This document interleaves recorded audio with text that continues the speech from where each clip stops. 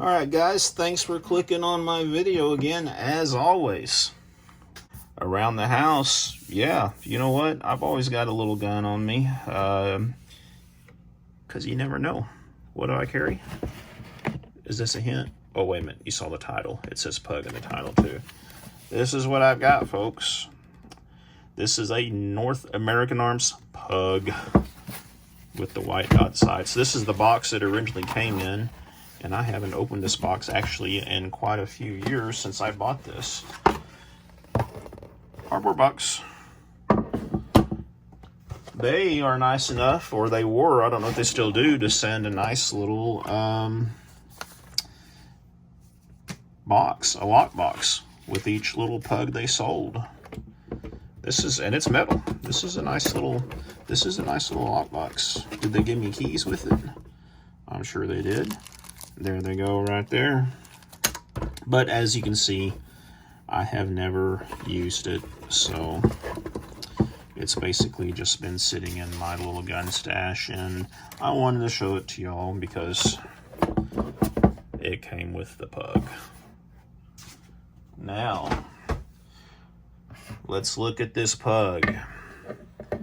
So, yes, I have carried this quite a bit, and it does have some signs of that. It's been shot quite not a bit. You know, you can see carry dust all over it and everything else. But those of you who don't know, well, look at the dirt on there, golly. Yeah, you can tell that, yeah, I probably need to take the time to clean this. Even the little sight slot right there is yellow. But you can see that it is unloaded.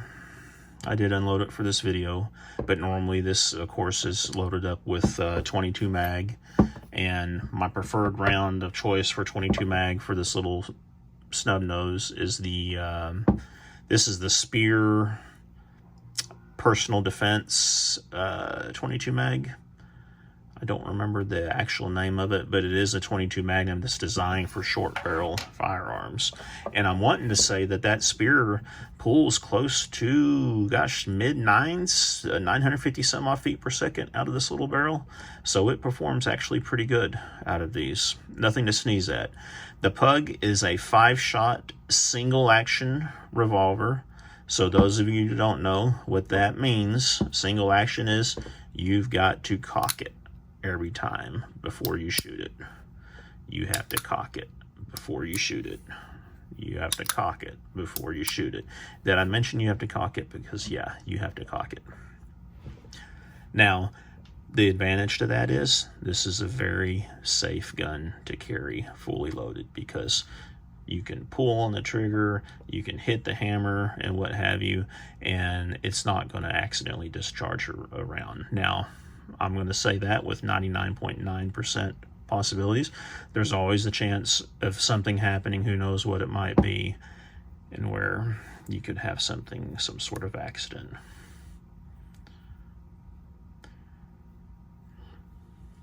Excess sight system, I really like that.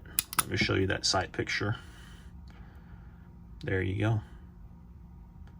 Pretty cool, man. Gosh, I do need to clean this. I haven't cleaned it in a while. Now, I want to touch on something here that a lot of people, I've seen a lot of videos and reviews of North American Arms, and I'm not saying my way is the proper way or the best way, but this is the way that I understand these things should be loaded. A lot of people say you'll see them fumbling around with these on videos and pulling out this and showing this and everything else on how to load this. The first thing you want to do is put it in half cock.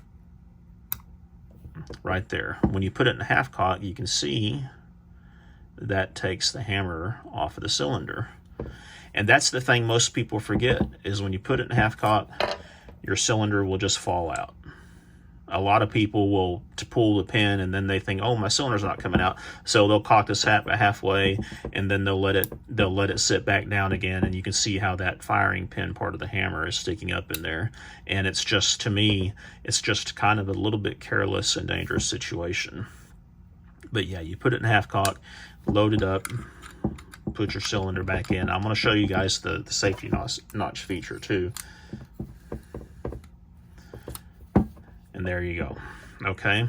Now, those of you who know single action firearms know, say, look at this. You know, we've got around here and around here, this hammer is resting on, it's in half cock, but if it was not in half cock, it would be resting on around. You can actually see right there the firing pin, or the firing portion of the hammer, sticking out a little bit right there at the top of my finger.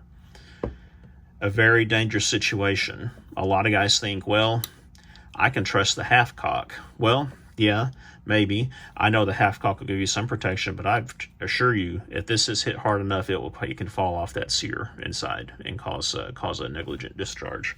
So, North American Arms puts these cool little notches. See that? They got a little notch in between each cylinder.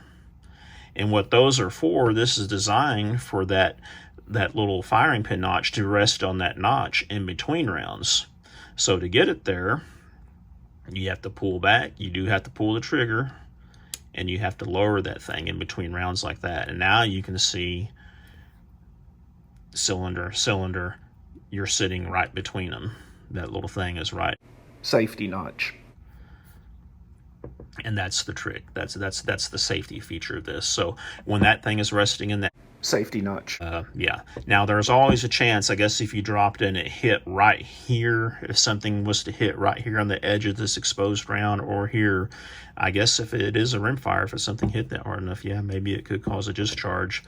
And your bullet, you know, obviously it would split coming out, or, you know, have some shavings. But yeah, that's a possibility. But that's one of those very high percentage ones. Now, you can see also, I've carried this for so many years. This sight used to be black on this side, like it is here, and it's just worn off, and the same with the top of the sight. Well, that's because I carry it in my gym shorts around the house, and this is what they call a holster. Who makes this holster? I have no idea. I bought this off of eBay years ago. It was one of those guys that just makes holsters off of eBay and stuff like that. It's got a dog hair in it. And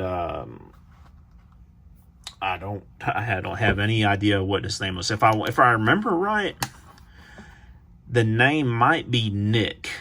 Maybe it has Nick in the eBay username, or maybe it was Nick and Andy, or Nick and Mandy, or something like that. But you can probably, when I upload this video, I'll look on eBay and see if I can find this. And if I do, I'll drop their username on eBay down here. But yeah, basically when I first got this Pug, I wanted a nice little holster, and you can see that over the years it's gotten nice and shiny and molded around it. You can see how I carry it, that it's actually got this little flap right here that has over the years is worn in, but it's a thumb push holster, so when you go to draw, it's holding it too secure. If you take it out of your pocket, you have to put your thumb on it and pull like that. Put your thumb and pull. And it also helps shield that hammer as well. Now, one disadvantage of a holster like this, I've never had it happen with this one, that's why I like it, is if that holster fits this gun too tight, when you put these little NAAs in, I actually had a Galco holster for NAA that had this problem. It put pressure on that hammer, and it was enough pressure, or my worry was during carry, it would lift that hammer up and allow, if that hammer's lifted, that cylinder could rotate and be on a live round. That's all it takes, is just like that right there. So yeah, this is my underwear gun. Is it crazy of me to carry a knife when I'm just lounging around? Not a knife. Is this crazy of me to carry a gun when I'm lounging around the house? Hey, you make your own call on that. You know, like most hillbillies, you know, I've got guns around the house, close places if I need them. But this is something that's always on me. It doesn't matter if I'm taking the trash to the curb or going to play with the dogs out back. You just never know. And this is small enough and light enough where you can easily carry it and just forget that it's there. Let me know what y'all think. If you're an NAA fan, let me know on that as well. I really like these little guns. They have a big following.